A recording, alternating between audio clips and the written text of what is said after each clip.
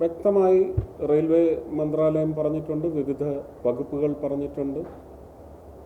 അതിൽ എത്രമാത്രം യൂട്ടിലൈസ് ചെയ്യാൻ സാധിച്ചു അത് കേരളത്തിലെ ജനങ്ങൾക്കും കേന്ദ്രത്തിൻ്റെ ഒരുപക്ഷെ ഒരു റെസ്പോൺസിബിലിറ്റി തന്നെയാണ്. എങ്കിലും കേന്ദ്രത്തിൻ്റെ നൽകലുകൾ വഴി അത് പൂർണ്ണമായി എത്രമാത്രം എത്തിച്ചു കൊടുക്കാൻ സാധിച്ചു, പൂർണ്ണ ഉപയോഗമുണ്ടായി എന്നുള്ളത് കേരള സർക്കാർ തന്നെ രേഖപ്പെടുത്തണം. ഇല്ല, ടൂറിസത്തിൽ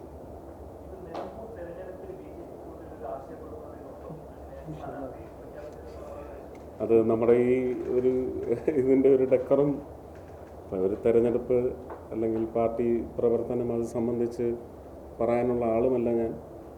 അതിന് വ്യക്തമായ മറുപടി ഇതിനോടകം തന്നെ കൊടുത്തു കഴിഞ്ഞിട്ടുണ്ട്. അതിന് ഉത്തരവാദിത്തപ്പെട്ട സംസ്ഥാന അധ്യക്ഷനുണ്ട്, അവിടുത്തെ ജില്ലാ അധ്യക്ഷന്മാരുണ്ട്, അവരതിന് മറുപടി നൽകുന്നു. ഇപ്പോഴും അങ്ങനെ ഒരു ചോദ്യത്തിന് റെലവൻസ് ഉണ്ടെന്ന് ഞാൻ കരുതുന്നില്ല. തെരഞ്ഞെടുപ്പ് കാലത്ത് ഉള്ള ഒരു ക്യാമ്പയിനിൽ പ്രധാനമായിട്ട് നമ്മൾ ഉന്നയിച്ചിരുന്നത് അന്ന് 5 പ്രധാന വകുപ്പുകൾ ഇങ്ങനെ കീഴിൽ വരും, തുടർന്ന് ആ വകുപ്പ് അങ്ങനെയല്ലല്ലോ. ആ ചോദ്യത്തിൽ തന്നെ ഒരു നുണയുണ്ടല്ലോ. ഇല്ല, അങ്ങനെ പറഞ്ഞിരുന്നില്ല. അല്ലല്ല, ആ ചോദ്യത്തിൽ അങ്ങ് ഉച്ചരിച്ച വാക്കുകളിൽ ഒന്നും സത്യത്തിൻ്റെ അംശമില്ല. ഞാൻ എന്താണ് പറഞ്ഞത്? ഞാനന്ന് പറഞ്ഞത് എനിക്ക് മന്ത്രി ആവണ്ട, ഞാൻ മന്ത്രിയാവാനല്ല നിൽക്കുന്നത്, അങ്ങനൊരു പ്രചരണം വേണ്ട, എനിക്കൊരു സാധാരണ MP ആയാൽ മതി. പക്ഷേ 5 പ്രധാനപ്പെട്ട തൃശ്ശൂരിനും കേരളത്തിനും ഗുണകരമാവുന്ന 5 നിർവഹണ കേന്ദ്രങ്ങളുണ്ട്. അതിന് മിനിസ്റ്റീരിയൽ ഹെഡ്സിൽ നമ്മൾ പറയുമെങ്കിൽ അങ്ങനെ പ്രധാനപ്പെട്ട 5 വകുപ്പുകളുടെ മന്ത്രിമാർ എനിക്ക് വിട്ടുതരണം എന്നാണ് പറഞ്ഞത്. അല്ല, അതായിട്ടില്ല. അപ്പോൾ പിന്നെ എന്നെ പിടിച്ച് 2 വകുപ്പുകൾ എന്നെ ഏൽപ്പിക്കുകയും അല്ലേ.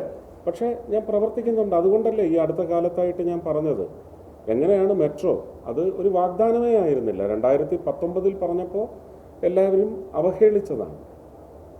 Metro up to Coimbatore, or at least up to Palakkad, or up to Paliyekkara, at least up to Chalakudy, or Nedumbassery എന്ന് പറയുന്ന ഒരു ഡ്രീമാണ്.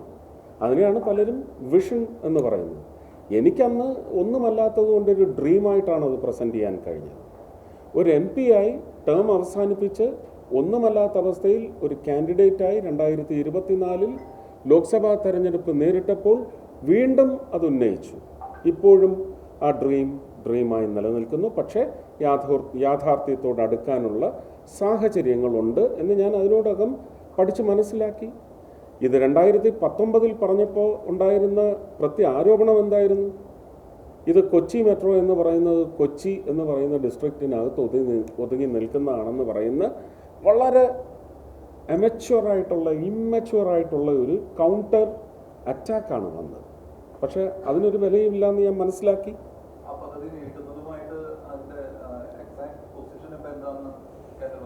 അതിപ്പം ഇന്നലെയും ഞാൻ പറഞ്ഞിട്ടുണ്ട്, മീഡിയയിൽ തന്നെ പറഞ്ഞിട്ടുണ്ട്.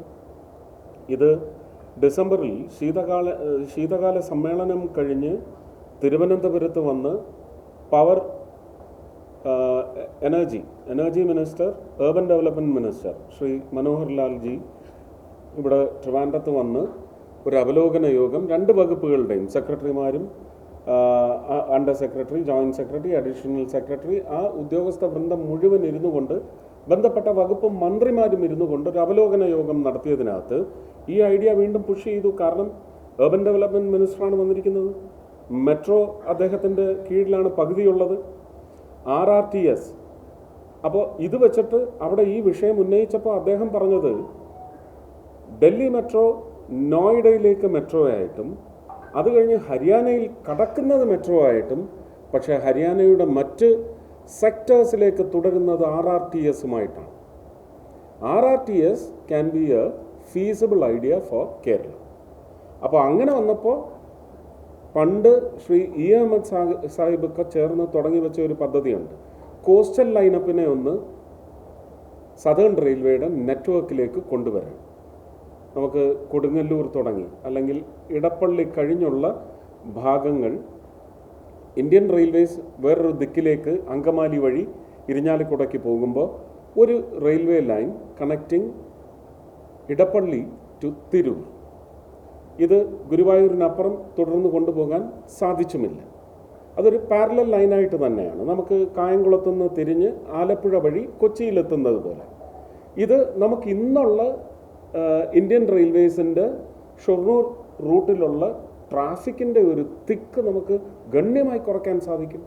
കൂടുതൽ ട്രെയിനുകൾ ചിലപ്പോൾ നമുക്ക് വരുന്നതിന് വലിയ സാധ്യതയുണ്ടാവും. പക്ഷെ ആ പദ്ധതി മുളയിലെ നുള്ളിക്കളഞ്ഞു. അതിന് എവിടേക്കോ സ്ഥലങ്ങൾ എടുത്തിട്ടു, പക്ഷെ തുടരാൻ അനുവദിച്ചിട്ടില്ല. ഇതൊരു വളരെ ഫീസിബിൾ പ്രപ്പോസലാണ്. നമുക്ക് മറ്റൊരു റെയിലിനെ കുറിച്ചും ആലോചിക്കേണ്ട.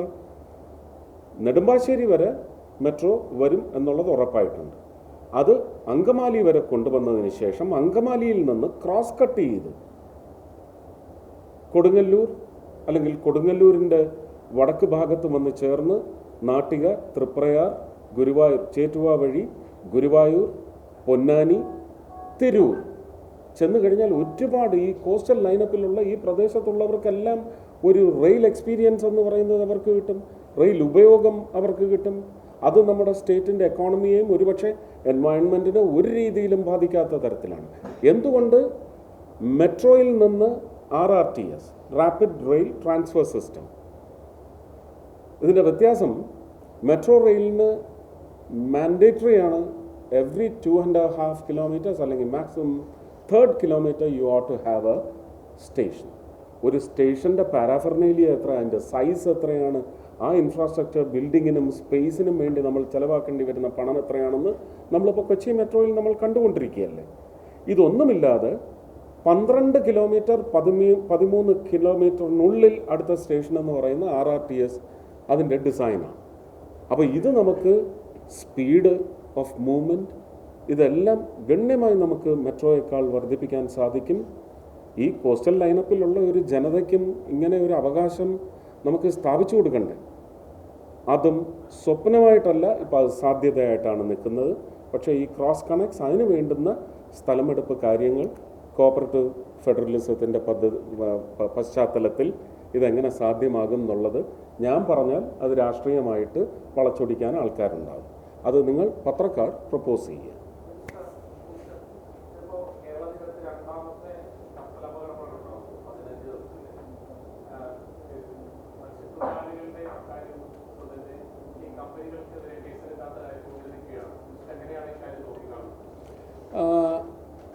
ആശങ്കയ്ക്ക് വകയുണ്ടെന്നാണ് അത്രേ എനിക്ക് പറയാൻ പറ്റൂ. ഇല്ലെങ്കിൽ അതൊരു രാഷ്ട്രീയ വിമർശനമായി തീരും.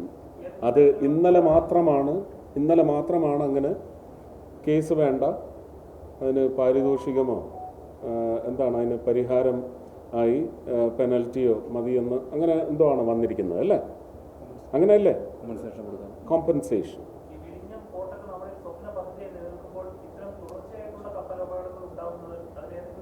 അല്ല, വിഴിഞ്ഞത്തെ ഇതിനോട് കൂട്ടി വായിക്കേണ്ട ആവശ്യമില്ല. നമുക്ക് വല്ലാർപാടമുണ്ട്, ബേപ്പൂർ ഇസ് അനദർ പോസിബിലിറ്റി, കൊല്ലത്ത് ഒരു മിനി ഷിപ്പിംഗ് അതിനുള്ള ഒരു ലാൻഡിങ് ഫെസിലിറ്റി, ഇങ്ങനെയൊക്കെ ഉള്ളത് ഭാവിയിൽ വികസനത്തിൻ്റെ നമ്മുടെ സ്വപ്നങ്ങളിലോ അല്ലെങ്കിൽ യാഥാർത്ഥ്യമാകാൻ പോകുന്നു എന്ന് തന്നെ നമുക്ക് കരുതാം. There should be A design.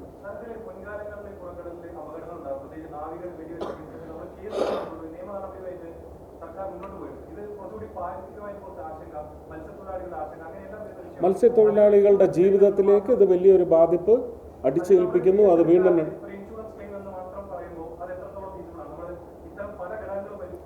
അത് ആ ചോദ്യം ഉന്നയിക്കപ്പെടേണ്ട ആളാണോ ഞാൻ?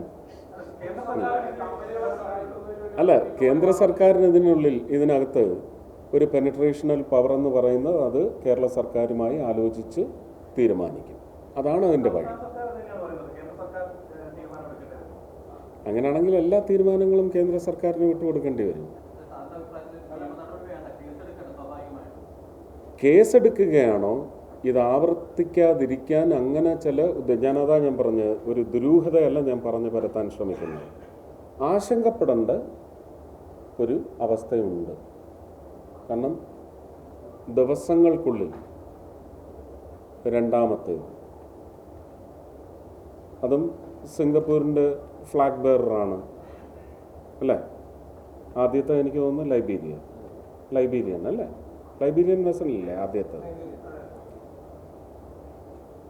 അപ്പോൾ പലതും നോക്കേണ്ടിയിരിക്കുന്നു. തീർച്ചയായിട്ടും ഇതിൻ്റെ ഒരു സെക്യൂരിറ്റി ചോദ്യം ചെയ്യുന്ന നേച്ചറിലുള്ള ആംഗിളിൽ കേന്ദ്രത്തിൻ്റെ ഇടപെടലുണ്ടാകും. മറ്റ് വിഷയങ്ങളിൽ കേന്ദ്രവുമായിട്ട് സംസ്ഥാനം ബന്ധപ്പെട്ട് അതിനുള്ള പുതിയ വഴികൾ ആരായണം. പക്ഷേ കേന്ദ്രം പറഞ്ഞിട്ടല്ലല്ലോ അല്ലേ ഇന്നലെ കോമ്പൻസേഷൻ മാത്രം മതി, കേസ് വേണ്ട എന്ന് തീരുമാനിച്ചത്. കേന്ദ്രത്തിൻ്റെ അഭിപ്രായം ആരാഞ്ഞിട്ടാണ്. ആണോ?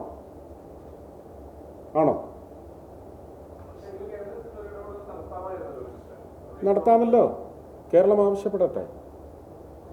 നമുക്ക് സെക്യൂരിറ്റി ആസ്പെക്ട് അതിന് കേരളം പറഞ്ഞില്ലെങ്കിലും തമിഴ്നാട് പറഞ്ഞില്ലെങ്കിലും അതുണ്ടാവും. There is an eye, there is a very cautious eye on all these episodes.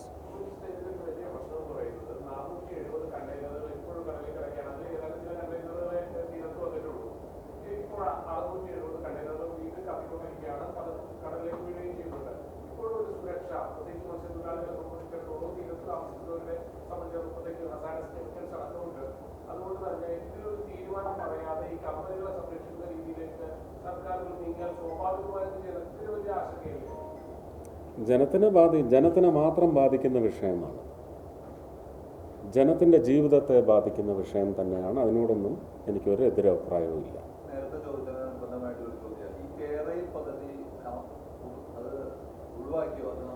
അല്ല, അത് കേന്ദ്രത്തിലെ റെയിൽവേ വകുപ്പ് മന്ത്രി അതിൻ്റെ കാര്യകാരണ സഹിതം വിശദീകരിച്ചിട്ടുണ്ട് പാർലമെൻറ്റിൽ. അത് കഴിഞ്ഞ് കേരള സർക്കാർ പല തവണയായി അതിനകത്ത് ഒരുപാട് കറക്ഷൻസ് വരുത്തി. ഇപ്പോൾ ശ്രീധരൻ സാറ് കൊടുത്ത ഒരു പ്രപ്പോസലുമായി ലിങ്ക് ചെയ്ത് അത് കേന്ദ്ര റെയിൽവേ മന്ത്രി ശ്രീ അശ്വിനി വൈഷ്ണവ് ജിയുടെ അടുത്ത് എത്തിയിട്ടുണ്ട്. അതിൻ്റെയും ഒരു ക്ലിയറൻസിന് വേണ്ടി അവർ ശ്രമിച്ചുകൊണ്ടിരിക്കുന്നുണ്ട്. അത് അദ്ദേഹം പറയണം. ഇല്ല,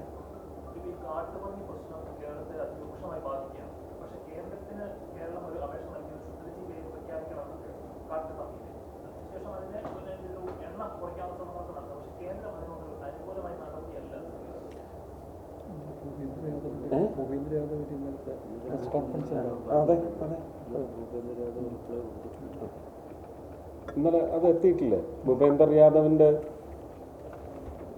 വന്നിട്ടില്ലേ? പ്രസ് റിലീസ് വന്നിട്ടുണ്ടല്ലോ. ഏതാ?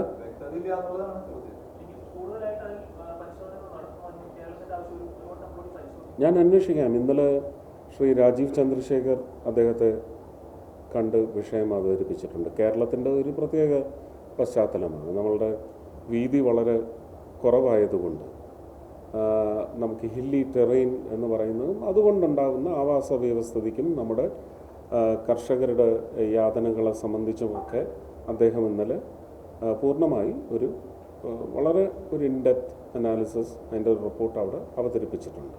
അതിനെക്കുറിച്ച് ഞാൻ ഇനി അവിടെ ചെല്ലുന്ന മാത്രയിൽ തീർച്ചയായിട്ടും അന്വേഷിക്കും. ഇതൊരു വലിയ തലവേദന.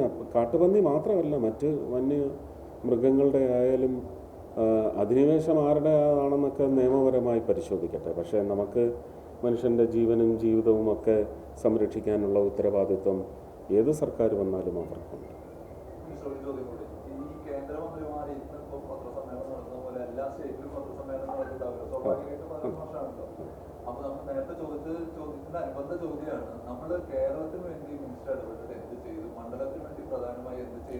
എല്ലാം ഞാൻ ഡോക്യുമെന്റ് അവതരിപ്പിച്ചിട്ടുണ്ടല്ലോ. അത് ഇന്നലെയും എയിംസിനെ സംബന്ധിച്ച് പറയാം. എയിംസിനെ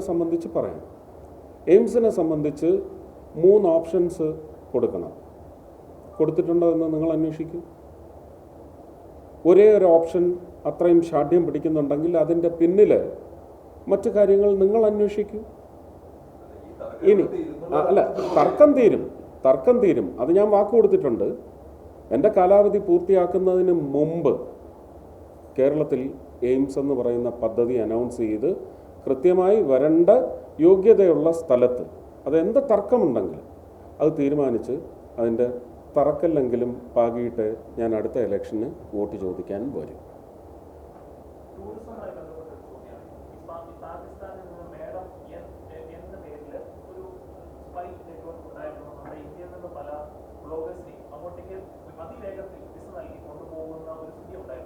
ടൂറിസം വകുപ്പിന്റെ കേന്ദ്ര ടൂറിസം വകുപ്പിന്റെ ഭാഗത്ത് നിന്ന് ഇത്തരത്തിലുള്ള വിദേശ രാജ്യങ്ങളിലേക്ക് ഇത്തരം ആവശ്യങ്ങൾക്കായി പോകുന്നവരുടെ കാര്യത്തിൽ എന്തെങ്കിലും മോണിറ്ററിങ്ങോ അല്ലെങ്കിൽ അവരുടെ ആ ഒരു ഇനീഷ്യൽ ആയിട്ടുള്ള പ്രോസസ്സിൽ എന്തെങ്കിലും ഇടപെടലുകൾ ഉണ്ടാവും?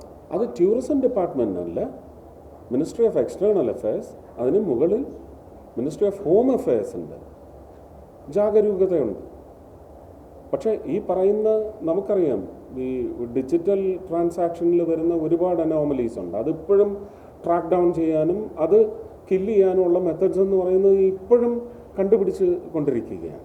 അപ്പോൾ ചെറിയ അനോമലീസ് ഒക്കെ ഉണ്ടായിക്കൊണ്ടിരിക്കും കാലാകാലം.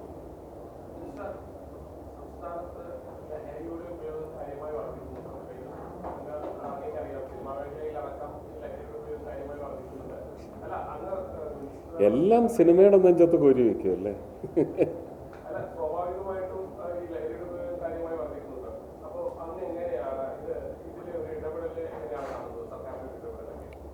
ഇല്ല, ഇപ്പോൾ സത്യത്തിൽ ഒരു അന്താളിപ്പാണ്. എന്ത് പവർ പൊസിഷനിലിരുന്നാലും ഇതിൻ്റെ പാതകൾ ഒരുപക്ഷെ ഏത് ഭരണകർത്താവും, ഞാൻ മുഖ്യമന്ത്രിയും കുറ്റം പറയത്തില്ല, അദ്ദേഹത്തിൻ്റെ ഭരണത്തെയും കുറ്റം പറയത്തില്ല, ഈ ഒരു വിഷയത്തിൽ എങ്ങനെ നമുക്കിത് ഒന്ന് ഇതിനൊരു പുട്ട് ആൻ അബ്രപ്റ്റ് എൻഡ്, അതെങ്ങനെ സാധ്യമാകും? എന്തെങ്കിലും മാർഗമുണ്ടോ? സമൂഹത്തിന് ഇതിന് വലിയൊരു ഉത്തരവാദിത്വമില്ല. സർക്കാരുകളേക്കാൾ സമൂഹത്തിൻ്റെ ഇടപെടൽ എന്ന് പറയുന്നത് ശക്തമായിട്ട് മുന്നോട്ട് വരേണ്ടതല്ല. അങ്ങനെ സമൂഹത്തിൽ നിന്ന് വരുന്ന ഒരു ക്വാണ്ടം എത്ര വലിപ്പം ഉണ്ടാവും, ആ വലിപ്പത്തിന് എന്ത് പ്രഷർ ഇതിനകത്ത് നമുക്ക് പുഷ് ചെയ്യാൻ സാധിക്കും. ഇതൊക്കെ പ്രധാനമാണ്. സമൂഹത്തിൻ്റെ, ജനങ്ങളുടെ ഒരു പങ്കാളിത്തം ഇതിനെതിരെയുള്ള ഒരു ഒരു ഒരു ഫൈറ്റിൽ, ഒരു യുദ്ധത്തിൽ വളരെ ശക്തമായിട്ട് ആ ഒരു സംഭാവന ഉണ്ടാകും. ഇല്ല, അത് നടക്കില്ല.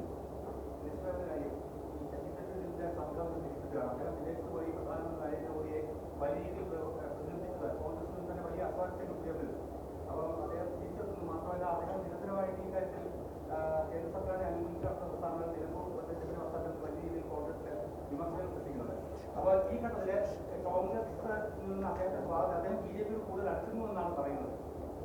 ഇതെങ്ങനെ കാണുന്നു? അദ്ദേഹത്തെ സ്വാഗതം ചെയ്യുന്നുണ്ടോ കേരളത്തിലെ മന്ത്രി എന്ന് പറയുന്നത്? ഞാൻ ഇത്രയും ദൂരം നിങ്ങൾ ചോദിച്ച ചോദ്യങ്ങളിലൊക്കെ നമുക്കൊരുപക്ഷെ ഈ പ്ലാറ്റ്ഫോമിന് ചേരാത്തതെല്ലാം ഞാൻ ആൻസർ ചെയ്തിട്ടുണ്ട്.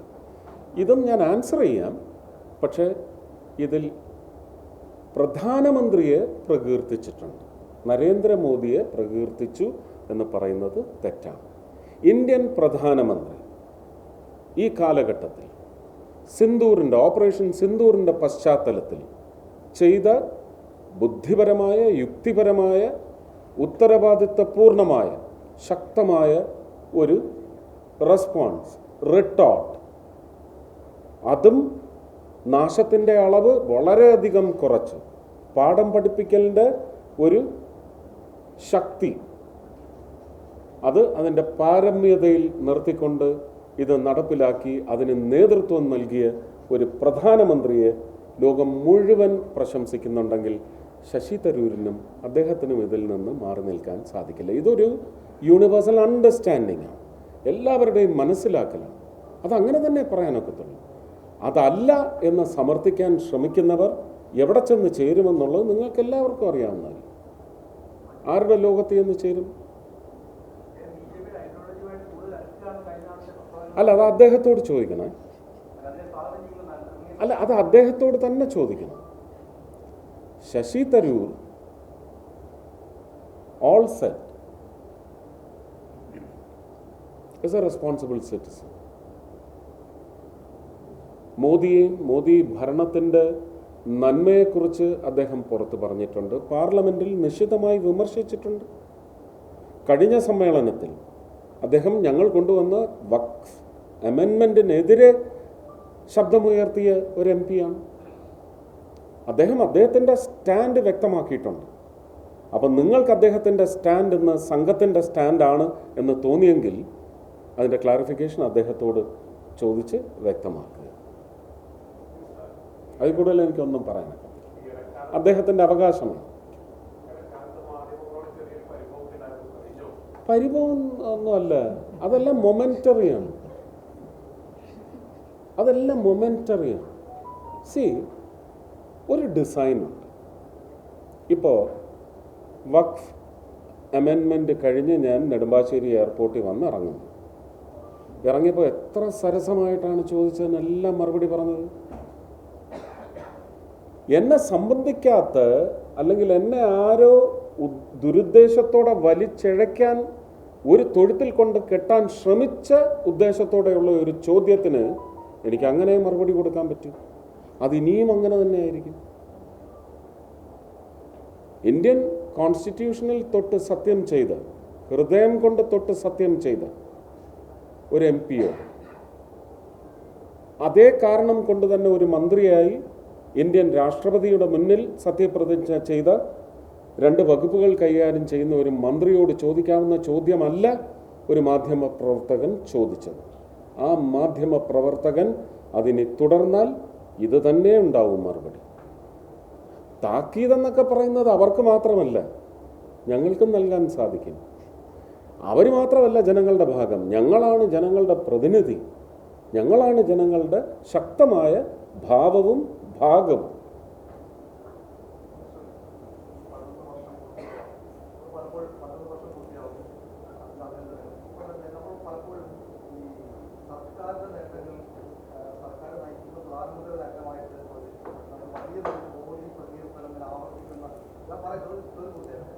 സ്റ്റേറ്റിൽ സംസ്ഥാന സർക്കാർ നേട്ടങ്ങൾ പിണറായി നേട്ടമാണെന്ന് അവതരിപ്പിക്കുന്നത് ശക്തമായ എതിർക്കുകയും ചെയ്യുന്ന പാർട്ടിയാണ് BJP കേരളത്തിലാണ്. കേരളത്തിൽ സമാനമായത് ആവർത്തിക്കുകയും ചെയ്യും. ഇതിനെക്കുറിച്ച് കേരളത്തിലെ സൗത്ത് ഇന്ത്യൻ മന്ത്രി എന്നുള്ള നിലയ്ക്കാണ് ചോദിക്കുന്നത്. കേരളത്തിലെ മന്ത്രിയിലേക്ക് അങ്ങേക്ക് എന്താണ് ചോദിക്കുന്നത്? സൗത്ത് ഇന്ത്യൻ മന്ത്രി is a wrong expression, wrong idea, very wrong concept. Indian, no. Culture has got nothing to do with this system. Culture നമ്മൾ ഹാൻഡിൽ ചെയ്യുന്ന കാര്യമാണ്. Culture cannot control us. നമ്മൾ എന്താ ബഹുസ്വരത എന്നൊക്കെ പറയുന്ന ഒരു പ്രമാണത്തിൽ ഊന്നി തന്നെയാണ് ഈ ഒരു സ്ട്രിങ് വരുന്നത്. അപ്പോൾ I cannot be a south Indian minister. The whole utterance is not acceptable. അല്ല, അതവിടെ നിൽക്കട്ടെ. ഇപ്പം ഞാൻ ചോദ്യം മറന്നുപോയി. മോദി ഭരണത്തിൻ്റെ കീഴിലുണ്ടാവുന്ന നേട്ടങ്ങൾ മോദിയുടെ നേട്ടമായി എക്സ്പ്രസ് ചെയ്യപ്പെടുന്നു. അതിലെന്താ തെറ്റ്? Who is he? The prime of all ministers, prime minister. Accountability അദ്ദേഹത്തിൻ്റെ അടുത്താണ്. എന്തെങ്കിലും മറ്റ് വകുപ്പുകളിൽ, മറ്റ് മിനിസ്ട്രീസിലുണ്ടാകുന്ന എന്തെങ്കിലും പ്രശ്നങ്ങളുണ്ടായാൽ അദ്ദേഹമാണ് അക്കൗണ്ടബിൾ. അദ്ദേഹം അതിന് നടപടി സ്വീകരിക്കേണ്ട ആളാണ്. അദ്ദേഹത്തിൻ്റെ ഒരു വിഷൻ, വികസിത് ഭാരത്, ഇത് അദ്ദേഹത്തിൻ്റെ വിഷനാണ്. ഗതിശക്തി അദ്ദേഹത്തിൻ്റെ വിഷനാണ്. ഇനി പെട്രോളിയം മിനിസ്ട്രിയിൽ ചോദിച്ചാൽ 20% എത്തനോൾ ബ്ലെൻഡിങ് അദ്ദേഹത്തിൻ്റെ വിഷനാണ്. സാഗർമാല അദ്ദേഹത്തിൻ്റെ പേഴ്സണൽ വിഷനാണ്. I need a diamond necklace for the whole peninsula of my country. Sagarmala വിഴിഞ്ഞം അതിൻ്റെ ഭാഗമാണ്, കുളച്ചൽ പോർട്ട് അതിൻ്റെ ഭാഗമാണ്. അപ്പോൾ അങ്ങനെ ഒരെണ്ണം സാക്ഷാത്കരിക്കപ്പെടുമ്പോൾ അങ്ങനെ ഒരു വിഷണറി പ്രൈം മിനിസ്റ്റർക്ക് ഒരു ആട്രിബ്യൂഷൻ എന്ന് പറയുന്നത് ആരെയാണ് വേദനിപ്പിക്കുന്നത്? മറിച്ച് ഇപ്പുറത്ത് എവിടെയാണ് നമ്മുടെ ബഹുമാനപ്പെട്ട മുഖ്യമന്ത്രിയെ വിമർശിച്ചിട്ടുള്ളത്? അദ്ദേഹം ചെയ്തു കൂട്ടിയ നല്ലതുകൾ കണ്ടോ കാണാഞ്ഞോ ഒന്നുമല്ല. മറ്റ് ഉള്ളവരുടെ കുഞ്ഞുങ്ങൾക്ക് പിതൃത്വം ഏറ്റെടുക്കാൻ വന്നിടത്ത് മാത്രമാണ് ആ നേട്ടം അങ്ങനെ കൊട്ടിഘോഷിക്കുന്നത് അനുവദിക്കില്ല എന്ന് പറഞ്ഞെതിരെ വന്നിട്ടുള്ളത് എന്നാണ് ഞാൻ മനസ്സിലാക്കുന്നത്. ഞാനും അതിനേ ഉള്ളൂ എതിര്.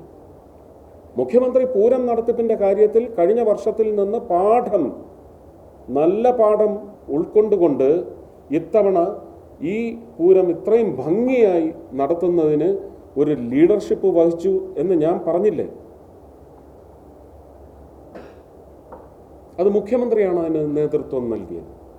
ആദ്യത്തെ അവലോകന യോഗം 3 മാസങ്ങൾക്ക് മുമ്പ് വിളിച്ചത് അദ്ദേഹമാണ്.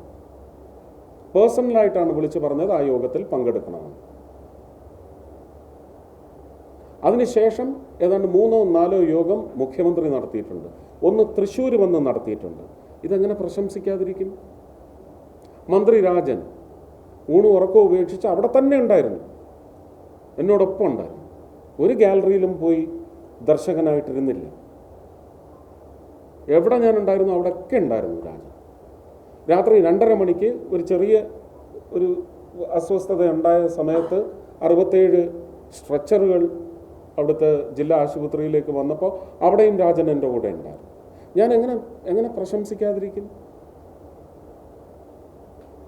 ഒരു വ്യക്തിയുണ്ട്, ഒരു മിഷൻ്റെ പിന്നിൽ ഒരുപാട് വ്യക്തികളുണ്ടാവും. അവർ തിരഞ്ഞെടുക്കപ്പെട്ടവരായിരിക്കും, അവരെ പിന്തുണയ്ക്കുന്ന വ്യക്തികളായിരിക്കും.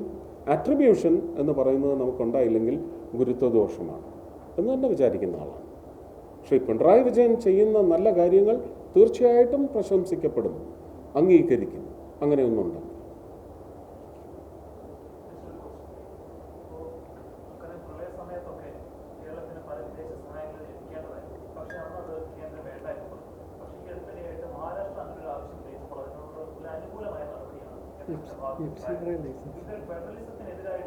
FCRI, I know it. You can.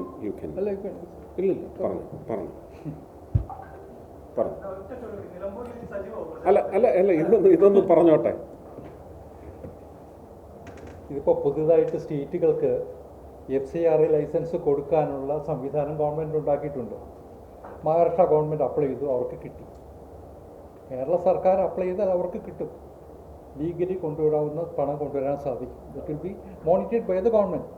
അതാണ് എൻ്റെ പൊസിഷൻ. അത്രേ ഉണ്ടായിട്ടുള്ളൂ. ഇല്ല,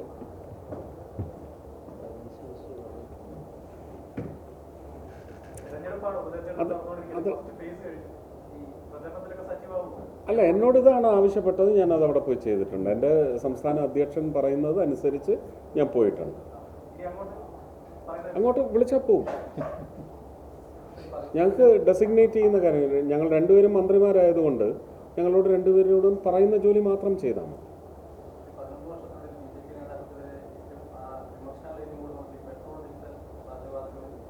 അത് ഈ 15 വർഷമേ ഉള്ളൂ. അത് കാലഘട്ടത്തിന് അങ്ങനെ ആ സംവിധാനം വന്നതെന്നൊക്കെ അറിയാമല്ലോ അല്ലേ? അല്ല, മാറ്റം വരണം. മാറ്റം വരുത്താൻ വേണ്ടി അതെ, അതിന് മുമ്പ് 10 വർഷം കൊണ്ടും ഉണ്ടായില്ല. അപ്പോൾ ഈ 11 വർഷം ഉണ്ടായിട്ടില്ല. പക്ഷെ അതിനുള്ള ശ്രമങ്ങൾ നടക്കുന്നുണ്ട്. പുതിയ എനർജി, പുതിയ ഫ്യൂവൽസ്, ഇപ്പോൾ ഗ്രീൻ ഹൈഡ്രജൻ. അപ്പോൾ അതിൻ്റെയൊക്കെ പശ്ചാത്തലത്തിൽ നമുക്കിതൊന്ന് പിടിച്ചു കെട്ടാൻ സാധിക്കുന്നു തന്നെയാണ് വിചാരിക്കുന്നത്. അതിന് പ്രയത്നം നടക്കുന്നുണ്ട്. തീർച്ചയായിട്ടും അതിനൊരു ഫലമുണ്ടാവും.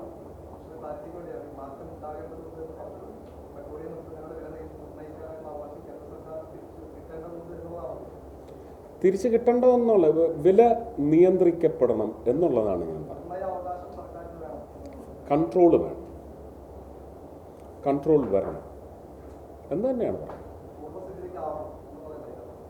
പൂർവസ്ഥിതി എന്ന് പറയാനൊക്കത്തില്ല. അങ്ങനെ ഉണ്ടെങ്കിൽ നമുക്ക് ഇന്ന് കാണുന്ന ഡെവലപ്മെൻ്റ് ഒന്നും നമുക്ക് സാധ്യമാവില്ല. ഡെവലപ്മെൻറ്റിൻ്റെ പേസും അതേ പൂർവസ്ഥിതിയിലേക്ക് പോകും. നമുക്കിന്ന് ഒരു പക്ഷേ നമ്മുടെ ഹൈവേസിൻ്റെ കാര്യത്തിലായാലും ശരി തന്നെ, മറ്റ് റിലേറ്റഡ് സ്വച്ഛ് ഭാരത് മിഷൻ, ഇതിനൊക്കെ നമുക്ക് ഒരുപാട് ഗുണകരമായിട്ടുണ്ട്. ഇപ്പോൾ ഇവിടെ തന്നെ പെട്രോളിയം വിൽപ്പനയുടെ പേരിൽ പിരിക്കുന്ന സെസ് എത്രയാണ്? കേരളത്തിലെ മാത്രം ടാക്സ് എത്രയാണ്?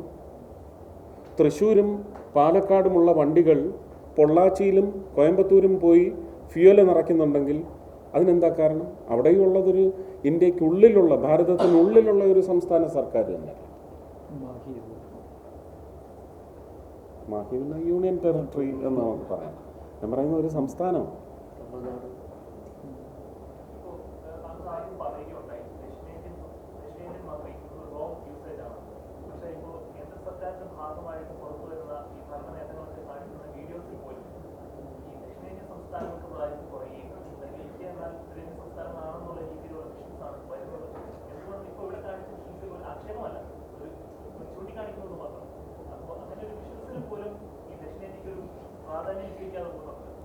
എനിക്കങ്ങനെ തോന്നിയിട്ടില്ല. ഇന്ത്യൻ കമ്പോണൻസ് എന്നേ ഞാൻ വിചാരിച്ചിട്ടുള്ളൂ. ഇന്ത്യൻ അങ്ങനെ ഒരു ഡിവൈഡ് ഉണ്ടാവില്ലല്ലേ. നമുക്ക് നേരത്തെ പറഞ്ഞതുപോലെ സംസ്കാരത്തിൻ്റെ, ഭാഷയുടെ അടിസ്ഥാനത്തിലൊക്കെ നമുക്ക് ഒരു ബൗണ്ടറീസ് ഉണ്ട്. അങ്ങനെ മാത്രമേ ഞാൻ കണ്ടിട്ടുള്ളൂ. അതിനപ്പുറം ഒന്നും കണ്ടിട്ടില്ല. അങ്ങനെ ഒരു ഡിവൈഡ് ഉണ്ട് യൂണിയൻ കൗൺസിൽ അല്ലെങ്കിൽ ഗവർണൻസ് സിസ്റ്റത്തിൽ അങ്ങനെയുണ്ട് എന്ന് ഞാൻ ഇന്നുവരെ കണ്ടിട്ടില്ല, അനുഭവിച്ചിട്ടുമില്ല.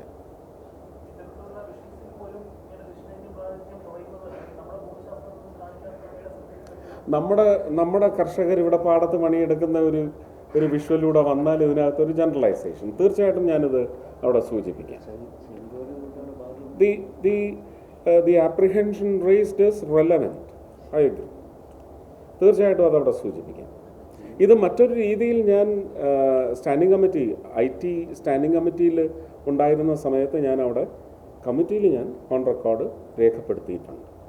പരസ്യങ്ങൾ ചെയ്യുന്ന ആൾക്കാർ പോലും വടക്കോട്ടുള്ള ആൾക്കാരാവും, താരങ്ങളായാലും അതിന് അതുപോലെ തന്നെ മലയാളത്തിൻ്റെ ഡബ്ബിംഗ് പോലും മലയാളം നല്ല ഒരു ഒഴുക്കിൽ സംസാരിക്കാത്ത ആൾക്കാരെ കൊണ്ട് ഡബ് ചെയ്യിച്ച് വളരെ വികലമാക്കുന്ന സബ്സ്റ്റൻസിനെ കുറിച്ചൊക്കെ IT സ്റ്റാൻഡിംഗ് കമ്മിറ്റിയിൽ ഞാൻ ഘോരം വാദിച്ചിട്ടുണ്ട്.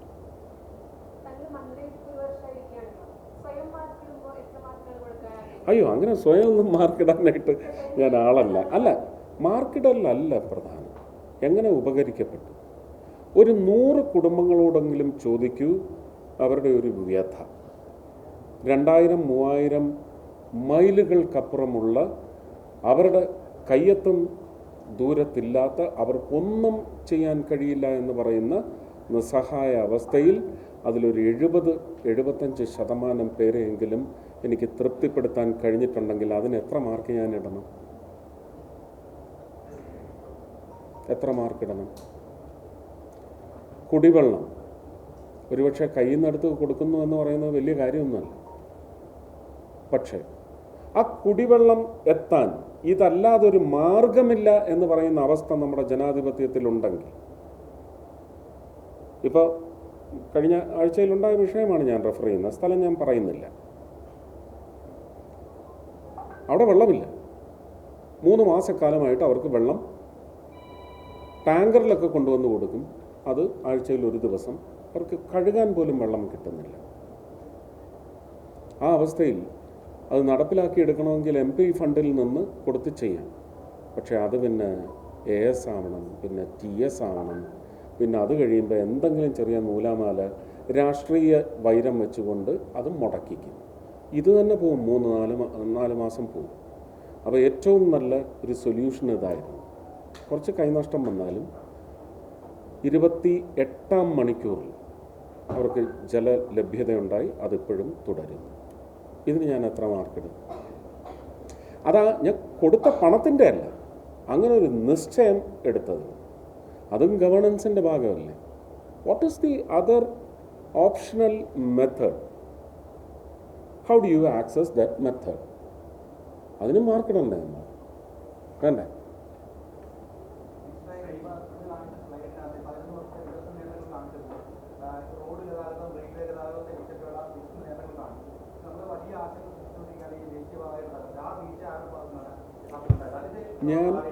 ഞാൻ ഒരു മലയാളിയായിട്ട് അതിന് മറുപടി പറഞ്ഞല്ലോ. ഇതിനൊരു വലിയ ചരിത്രമില്ലേ. 2017-18 ആണെന്നാണ് എൻ്റെ വിശ്വാസം. വയൽക്കിളികൾ, ഞാൻ ആ സമരത്തിൻ്റെ കൂടെ നിന്നതല്ലേ. അന്ന് എന്താ ഇവർ പറഞ്ഞത്? ഈ ദേശീയപാത പദ്ധതി പൊളിക്കാൻ നിൽക്കുന്നവരുടെ കൂട്ടത്തിൽ കൂടിയവനാണിവൻ എന്ന് പറഞ്ഞില്ലേ? അതാണോ ഞാൻ ചെയ്തത്? ഇപ്പോൾ എന്താണ് ഈ പറയുന്ന ഒരു സ്ഥലത്ത് അത് ആ ഒരു ഈ റീറ്റെയിനിങ് വാളിൻ്റെ ഒലിപ്പാണോ അതോ അതിനടിയിലെ മണ്ണിൻ്റെ ഒലിപ്പായിരുന്നോ? പിന്നെ ഇൻ്റർനാഷണൽ റോഡ് കോൺഗ്രസിൻ്റെ ഒരു നിർദ്ദേശമുണ്ട്. The new ones that you create should be deep curve free, പെട്ടെന്നൊരു കുത്തിറക്കത്തിലേക്കുള്ള ഇറക്കം കയറ്റം ഇതെല്ലാം ഒഴിവാക്കി smooth traversable condition of newly built roads. ഇതിന് നിർദ്ദേശമുണ്ട്. അപ്പോൾ വയൽക്കിളികളുടെ പാടത്തേക്ക് ഇറങ്ങിയ റോഡിൻ്റെ താഴ്ച എത്രയായിരുന്നു? അത് എത്രമാത്രം പ്രഷറാണ് ആ പാടം എന്ന് പറയുന്നത്? കൃഷിയല്ലാതെ ഒന്നിനും ഉപയോഗിച്ചുകൂടാ. കൃഷി നെല്ലല്ലാതെ കള വളർന്നു നിന്നാലും അത് ഉപയോഗിച്ചുകൂടാ എന്ന് പറയുന്ന നമുക്കില്ലേ വെറ്റ്ലാൻഡ് നിയമങ്ങൾ, പാഡി ലാൻഡ് നിയമങ്ങൾ? അതെല്ലാം മറികടന്നുകൊണ്ടല്ലേ. അതാർക്ക് പ്രീണന സ്വഭാവമുള്ള സൗകര്യം ഒരുക്കി കൊടുക്കാനാണെന്ന് നിങ്ങൾ അന്വേഷിക്കൂ തളിപ്പറമ്പിൽ.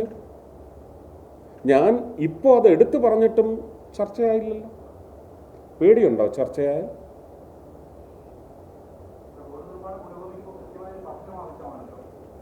നിർമ്മാണം നടക്കുമ്പോഴല്ല, നിർമ്മാണം അനുവദിക്കപ്പെടുന്നതിന് മുമ്പ് DPR 1, DPR 2, DPR 3 ഞാൻ ഇപ്പോഴും അസേർട്ട് ചെയ്യുകയാണ്. എന്തുകൊണ്ട് ഈ DPR 2, DPR 3 സൗകര്യപ്പെടുത്തലല്ലേ? അവിടെ ഈ നിർമ്മിക്കപ്പെടുന്ന പുതിയ റോഡിൻ്റെ പരിരക്ഷ എന്ന് പറയുന്നത് ഉറപ്പുവരുത്തിയിട്ടാണോ DPR 3 പോയത്? അപ്പോൾ DPR 1 പിന്നെ എന്തിനായിരുന്നു? ഞാൻ വിശ്വസിക്കുന്നു ആ DPR 1 ആണ് safest. You have done away with a safe process to please or appease someone. അതാരായാലും എൻ്റെ ബന്ധുക്കളുണ്ടാവും, ചിലപ്പോൾ അതുമൂലം സ്ഥലം നഷ്ടപ്പെടുന്നവർ. ഞാൻ അവരെ ഒന്നും അഡ്രസ്സ് ചെയ്യാൻ വരില്ല. അന്ന് വയൽക്കിളികളുടെ കൂടെ നിന്നയാളാണ്, ഇന്നും അവരുടെ കൂടെ തന്നെയാണ്. പക്ഷേ എന്ന് വെച്ച് ഇതിനൊരു അപാകത ഉണ്ടാവരുത് എന്ന് തന്നെ പ്രാർത്ഥിക്കുന്ന ആളാണ്. പക്ഷേ ഒരു സയൻസ് സ്റ്റുഡൻ്റ് ആയതുകൊണ്ട് അതിനകത്ത് ഒരു ഫീസിബിലിറ്റി ഇല്ലായ്മ, അതിനകത്ത് ഇൻസെൻസിബിളായിട്ടുള്ള ഒരു ആറ്റിറ്റ്യൂഡ്, ഇതിനെല്ലാം ശക്തമായും നല്ല പ്രക്ഷുബ്ധതയോടെ അതെല്ലാം എനിക്ക് പക്ഷേ ഹൃദയത്തിൽ ദഹിപ്പിക്കേണ്ടി വന്നു. ഇനി സബ് ടെൻഡറിങ്, കേന്ദ്രം ടെൻഡർ കൊടുക്കുന്ന ആളിൻ്റെ വെറാസിറ്റി പരിശോധിച്ച് അവരുടെ പ്രവർത്തനത്തിലെ ക്ഷമത പരിശോധിച്ചൊക്കെ തന്നെയാണ് ഇത് ടെൻഡർ ചെയ്ത് കൊടുത്തിട്ടുള്ളത്. സബ്ലെറ്റിംഗ് എത്ര നടന്നു? അവരൊക്കെ ഇതിനകത്ത് സ്ട്രെങ്ത്തിൻ്റെ കാര്യത്തിൽ, ഒരു റോഡിൻ്റെ ബലത്തിൻ്റെ കാര്യത്തിൽ എത്രമാത്രം ശോഷണം വരുത്തി, എത്രമാത്രം ഡൈല്യൂട്ട് ചെയ്തിട്ടുണ്ടാവും? ഇതൊക്കെ അന്വേഷണ വിധേയമാക്കേണ്ടതല്ലേ? ചെയ്യണം. അതിനകത്തൊന്നും ഒരു രാഷ്ട്രീയമില്ല.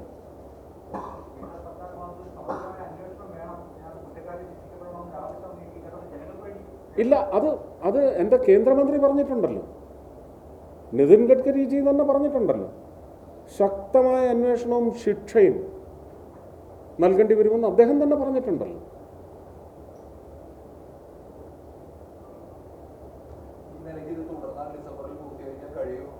അല്ല, ഇപ്പം നമുക്കത് അവകാശപ്പെടാനൊക്കത്തില്ല, ആവശ്യപ്പെടാനും ഒക്കത്തില്ല. എനിക്ക് തന്നെ അതിനകത്ത് ആശങ്കയുണ്ട്. കാരണം ഇതല്ലാതെ തന്നെ ഈ DPR എല്ലാം പഞ്ചായത്തിനെയും ഈ റോഡിന് സ്ഥലമെടുക്കുന്ന പ്രദേശത്തുള്ള വാർഡുകളെപ്പോലും അറിയിച്ചുകൊണ്ടാണ് DPRകൾ ഫൈനലൈസ് ചെയ്തത്. അതിനുശേഷം ഇപ്പോൾ അണ്ടർപാസ് വേണം, ഓവർപാസ് വേണം എന്നൊക്കെ പറഞ്ഞ് വരുന്ന പ്രഷർ കേന്ദ്രമന്ത്രി ശ്രീ നിതിൻ ഗഡ്കരിക്ക് താങ്ങാവുന്നതിനൊക്കെ വളരെ അപ്പുറമാണ്. ഒരുപാട് കറക്ഷൻസ് കൊണ്ടുവരുന്നു, ഒരുപാട് പൊളിറ്റിക്കൽ പ്രഷർ ഉപയോഗിച്ച് അല്ലെങ്കിൽ സോഷ്യൽ റെസിസ്റ്റൻസ് പ്രൊജക്റ്റ് ചെയ്തൊക്കെ പലയിടത്തും ക്രമാതീതമായി ഈ പറയുന്ന, ഇനിയിപ്പോൾ നമ്മളിതെല്ലാം തീർന്ന് വന്നു കഴിയുമ്പോൾ നമ്മളിത് ഉപയോഗിക്കുമ്പോൾ അതിൻ്റെ ഡിഫിക്കൽട്ടീസ് ചിലപ്പോൾ മനസ്സിലാവുന്ന, അത് താങ്ങാൻ പറ്റാത്ത രീതിയിൽ നമ്മൾ അന്ന് ചിലപ്പോൾ ശബ്ദം ഉയർത്തുന്ന അവസ്ഥ കേരളത്തിലുണ്ടാകുമെന്ന് എനിക്ക് നല്ല വിശ്വാസമുണ്ട്. ഒരു ക്ലൈംബപ്പ് കഴിഞ്ഞിട്ട് താഴെ വന്നു ഉടനെ അടുത്ത ക്ലൈംബപ്പ്, 3 കിലോമീറ്ററിനുള്ളിൽ അടുത്ത ഓവർപാസ് പാടില്ല എന്നാണ് നിയമം, അല്ലേ? അതൊക്കെ എവിടെയൊക്കെ ഫ്ലൗട്ട് ചെയ്തിട്ടുണ്ടെന്ന് എനിക്കറിയത്തില്ല. ഞാനിപ്പോൾ മന്ത്രിയായിട്ടല്ല സംസാരിക്കുന്നത്. ആ ഉത്തരവാദിത്തം ഞാൻ മാറ്റി വെച്ചിട്ടാണ് ഞാൻ ഒരു പൗരനായിട്ട് സംസാരിക്കുക. ഇതൊക്കെ പരിശോധിക്കപ്പെടേണ്ടതാണ്. ഇപ്പം ഞാനും എഴുതി കൊടുത്തിട്ടുണ്ട് അണ്ടർപാസിന്, ഞാനും ഒരുപാട് പ്രഷർ ചെലുത്തുന്നുണ്ട്. എല്ലാം അത്യാവശ്യങ്ങൾക്കാണ്. അതിൽ 1-2 അനുവദിച്ച് തരികയും ചെയ്തു. അത് പക്ഷേ ഈ നിയമങ്ങളൊന്നും ഫ്ലൗട്ട് ചെയ്തുകൊണ്ടുള്ള ആവശ്യങ്ങളല്ല ഞാൻ മുന്നോട്ട് വെച്ചിരിക്കുന്നത്. ഒരിടത്ത് ഫ്ലൗട്ടിംഗ് ഉണ്ടെന്ന് മനസ്സിലാക്കി ഞാൻ ആ അപേക്ഷ പിൻവലിച്ചു.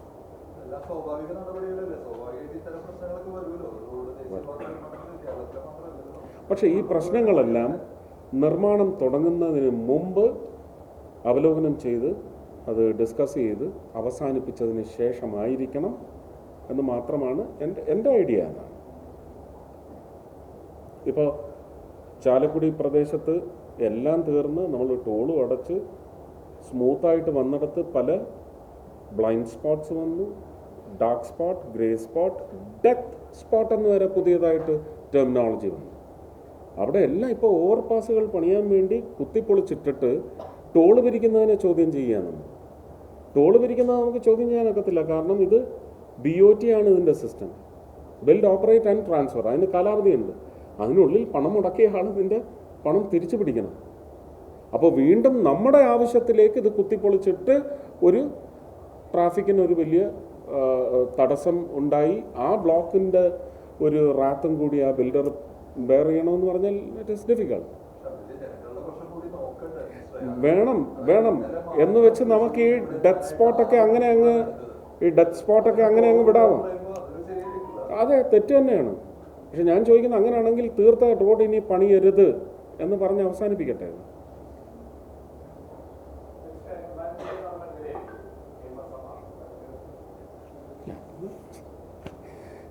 നിങ്ങൾ തന്നെ ഈ പ്ലാറ്റ്ഫോമിൻ്റെ ഒരു ഉദ്ദേശം എന്താണോ അതിൽ നിന്ന് വല്ലാണ്ട് അങ്ങ് വലിച്ചുകൊണ്ട് പോയത്.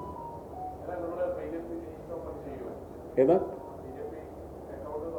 ശക്തമായ സാന്നിധ്യം അറിയിക്കും. ഞാൻ പറഞ്ഞില്ലേ ഒരു വാക്ക്, ഒന്നിൽ തുടങ്ങി ആ ഒന്നിന് അവിശുദ്ധമായി നിങ്ങൾ ഒടുക്കിയിട്ടുണ്ടെങ്കിൽ വീണ്ടും ഒന്ന് വന്നത് 6 പൊന്തി വന്നിരിക്കുന്നത്. 6 നിയമസഭാ മണ്ഡലങ്ങളാണ് തൃശ്ശൂർ, 7-ൽ 6. ഇത് പടരും, കേരളത്തിൽ പടരും, തമിഴ്നാട്ടിലേക്കും പടരും. Thank U.